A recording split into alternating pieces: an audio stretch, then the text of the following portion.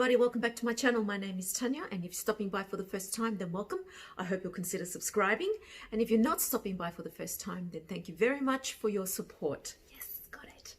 Anyway, today what I thought I'd do is a follow-up video to one that I uploaded last week, and that video, if I remember, I will link it up here, but that video was in regards to 5 things that I love about luxury items. Now, I already have my list happening, and when I made that video, I already had this one in the works in terms of what I was going to say. This is my follow-up in terms of 5 things that I don't like about luxury. So things that, you know, cause me to question my love for luxury and make me question why we have such a thing as luxury. But anyway, look at me in my little fancy neck scarf.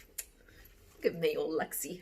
Anyway, so first thing, the first most obvious elephant in the room aspect about luxury items that I dislike and that I think a lot of people would most likely dislike is the cost, the ka-ching, because in all honesty, why do they have to be so overpriced?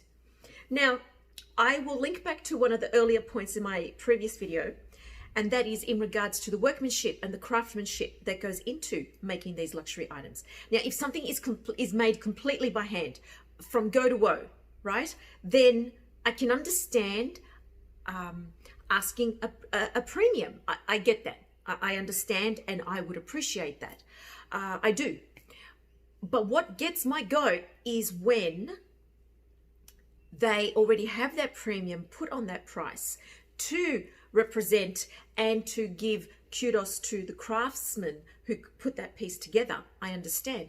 But what gets my goat is in regards to them hiking up the price continuously, and not just once a year, like some things tend to go up in price once a year. No, we're talking multiple times a year. And I find that extremely offensive, because while costs go up for everybody across the board, and we're talking about all commodities, all resources, everybody is affected. At the same time, these people are already charging a premium that is considerably higher, that you would think that perhaps some of the additional cost might be absorbed.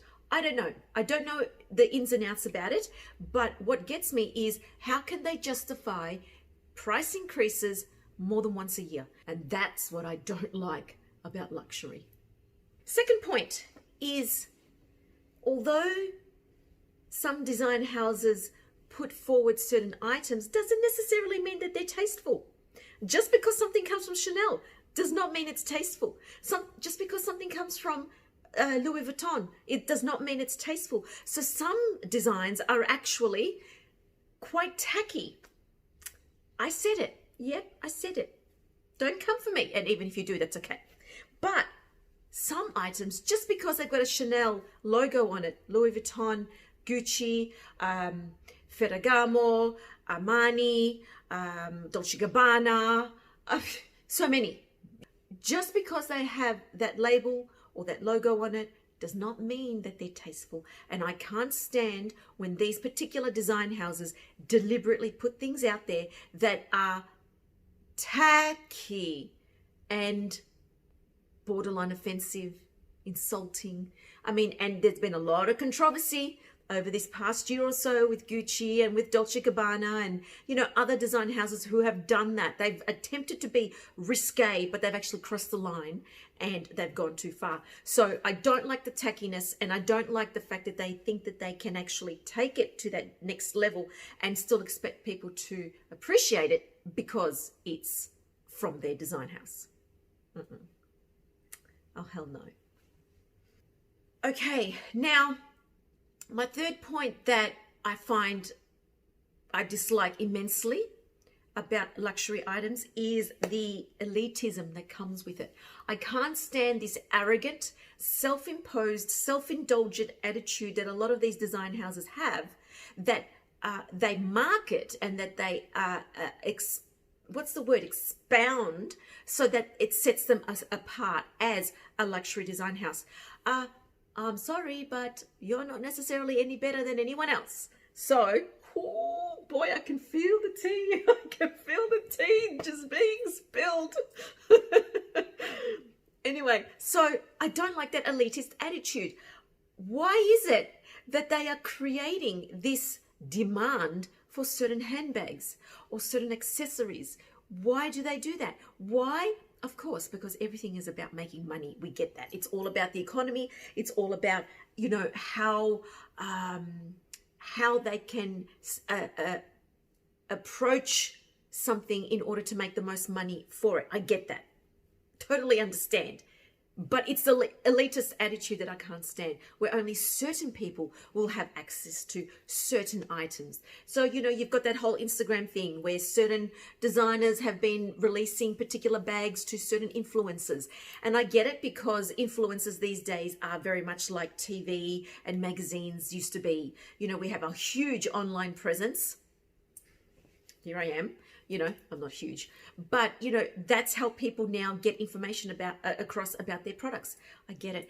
But why is it that these influencers, who are the ones that are actually making all the money, and ironically are the ones that can actually afford these items, are being given these items for free? And then it's all the other little suckers, right? The little people, the plebs, who go scurrying around trying to get their hands on these particular products. And we're the ones who have to scrimp and save, or maybe not scrimp and save, but still we're the little people who are forking out the bucks for these items. It's that elitist attitude, that arrogance, that self-indulgent idea about themselves that rubs me up the wrong way. So why is it that Hermes only wants certain people to be carrying their bags? Why is it that Louis Vuitton released the multi-pochette to certain influencers, and only, you know, they created this zombie-like surge that people wanted that item? Why is it that Dior reintroduced the saddlebag in the oblique pattern, which by the way used to be called the trotteur? But anyway, why? And then released it to certain influencers, and everybody went mad over the Dior saddlebag. I mean, I'm all about companies promoting themselves and improving their business. I get that, because that's the whole purpose of a business, to make money. But it's the attitude that then comes from it, you know? Don't forget your roots. Don't forget your roots. Fourth thing I don't like about luxury is, and I mentioned this in the previous video, there's a reduction in quality. The quality is not there anymore. And the pieces that do have the quality, arguably, still have flaws. Now, I get if something's been made by hand, it's going to have slight imperfections. I actually like the slight imperfections, because that does in fact highlight that it has been made by hand, and therefore it's a one-off piece, because nothing made by hand, no two pieces made by hand or multiple pieces will be exactly the same. But when things are made by machine, or when things are mass produced, that's where we tend to run into quality control issues. That's when you have problems with glazing. That's when you have problems with stitching coming apart. That's when you have problems with silk screen chipping away quickly or too easily. It's the downgrade in quality in their production that makes me upset, because while the quality seems, okay, in some pieces to be diminishing, and at the same time, the price is still increasing. So it's not like they're actually incrementing at a steady rate equally. No. They're doing this. Is that right? Yeah. They're doing this. That's what's going on. And that's the thing that annoys me, because if your item is not up to scratch like it used to be, so be it. Reduce the price. People will be aware. People will expect that. People will probably think, oh, well, it's not as whatever, insert word of choice here, as it used to be, but I'm prepared to cop that in order to pay less. That's why people have been going mad looking for vintage items, because the vintage items used to be made better. And the fifth thing that I don't like about luxury items, and you know, look, there are many others, but I'm just keeping it to 5 for the lack of originality. You know, in one case, design houses can afford to be original and a little bit out there. And in another case, what tends to happen is they all feed off each other. I mean, nothing is completely and totally individual. Nothing is completely and totally off limits. you know, unless something is specifically patented, ideas can be copied, and it happens all the time. But sometimes there's a lack of originality. One design house comes out with a particular style or bag or SLG or concept, like the right? The multi-pochette concept that Prada started, then Louis Vuitton, and then all the others. Then you just think, well, you know what?